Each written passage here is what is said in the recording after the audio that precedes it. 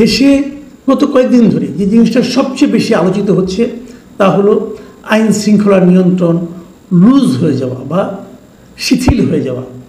মানুষ যেখানে সেখানে ছোটোখাটো ঘটনা নিয়ে মারামারি করছে, খুনোখুনি করছে, ঘোষণা দিয়ে একটা বাড়িতে হামলা চালাচ্ছে এবং নারী সহ মা সন্তান সহ 3 জনকে পিটিয়ে হত্যা করছে, ধর্ষণ করছে। ধর্ষণের ছবি আবার ফেসবুকে এবং সোশ্যাল মিডিয়ায় ছড়িয়ে দিচ্ছে। সারা দেশে একটা মবের আতঙ্ক তৈরি হয়েছে।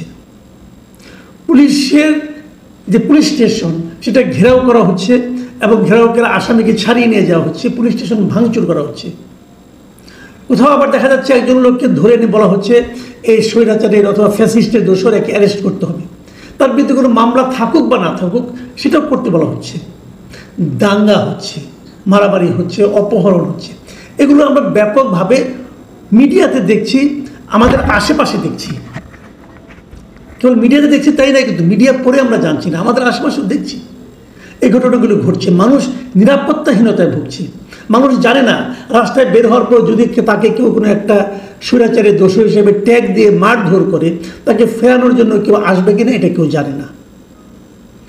এমন অবস্থায় আজকে প্রধান উপদেষ্টার অফিস থেকে একটা প্রেস ব্রিফিং করা হয়েছে এবং তারা দাবি করছে যে বিভিন্ন মিডিয়ায় অপরাধ বৃদ্ধির যে খবরাখবর আসছে এটা আসলে পুরোপুরি সঠিক নয়।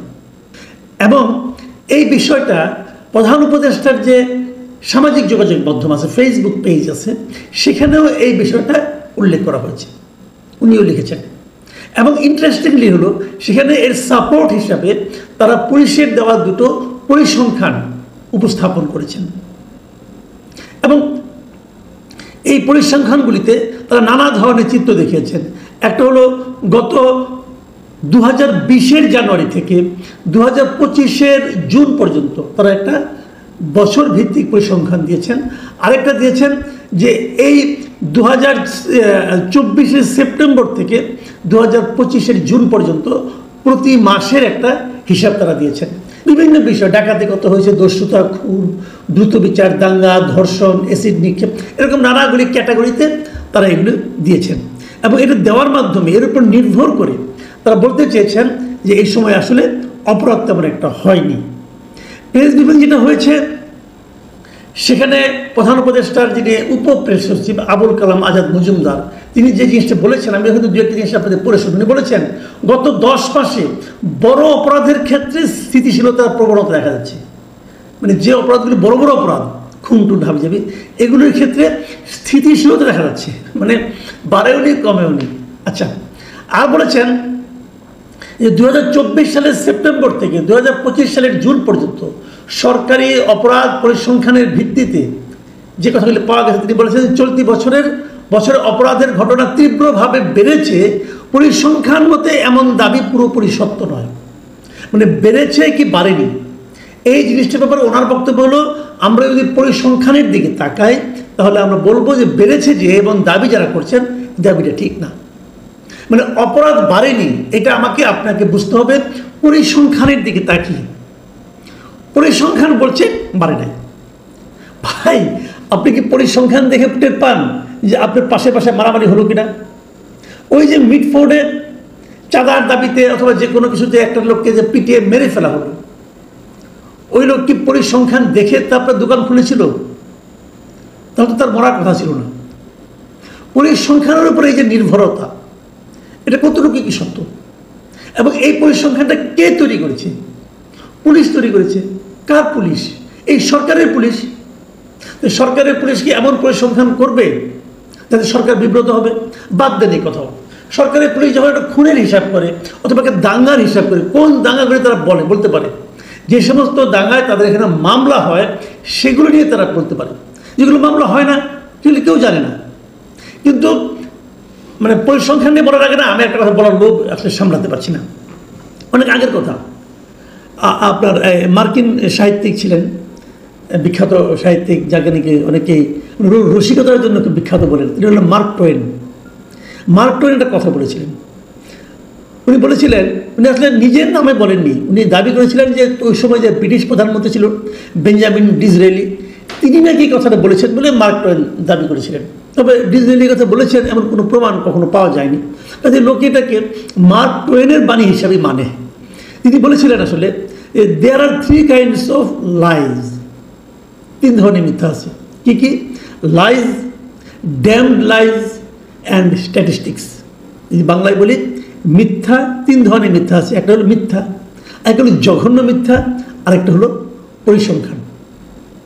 পরিসংখ্যান দিয়ে অনেক মিথ্যাকে এস্টাবলিশ করার চেষ্টা বিভিন্ন সময়ে বিভিন্ন সরকার বিভিন্ন দেশের ক্ষমতা ধরা করার চেষ্টা করেছেন, কিন্তু পরিসংখ্যানের উপর বেশি নির্ভর করা ঠিক না। ডক্টর ইউনূস তার পেজে যে পরিসংখ্যানগুলো উল্লেখ করেছেন, সেই পরিসংখ্যানগুলো উল্লেখ করার সময় উনি কি জানতেন না যে পরিসংখ্যানটাকে আসলে যে এক ধরনের মিথ্যা হিসেবেই সাধারণ মানুষের কাছে প্রতিভাত হয়? তাও উনি পরিসংখ্যানের উপর ডিপেন্ড করলেন কেন? মানুষের জীবনযাপনের উপর কি দেখছি আমরা, এটাকে প্রত্যেকটা মানুষ নিজেরাই জানেন না? জানেন তো। তাহলে আমি ভালো আছি কি নাই, এটা আপনি প্রধান উপদেষ্টা পরিসংখ্যান দিয়ে আমাকে প্রমাণ করবেন, নাকি আমি নিজেই আমার গায়ের চামড়া দিয়ে টের পাবো যে আমি ভালো আছি কি নাই? আমি ভয়ে আছি না আনন্দে আছি, এটা তো আমি রাস্তায় বের হলেই টের পাই। আপনি কি পরিসংখ্যান দিয়ে প্রমাণ করবেন যে আমি খুব নিরাপদের মধ্যে আছি?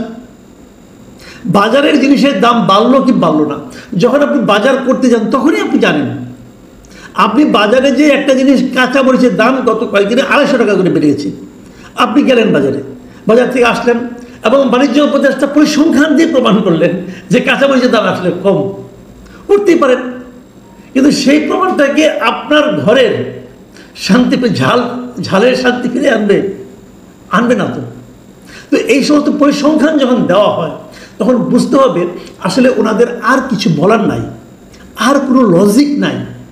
যখন লজিক না থাকে তখন এই ধরনের পরিসংখ্যান ভিত্তিক তত্ত্ব এবং তথ্য দেওয়ার প্রবণতা বেড়ে যায়। আমরা সরকারকে অনুরোধ করব, ভাই পরিসংখ্যানের হিসাব বাদ দেন। আপনি যদি পরিস্থিতি ভালো করতে পারেন সেটা আপনাকে বলতে হবে না, জনগণই বলবে। যেমন গত রমজানে জিনিসপত্রের দাম আপনারা নিয়ন্ত্রণে রাখতে পেরেছিলেন, জনগণ বলেছে। আপনাকে কষ্ট করে পরিসংখ্যান দিতে হয় নাই।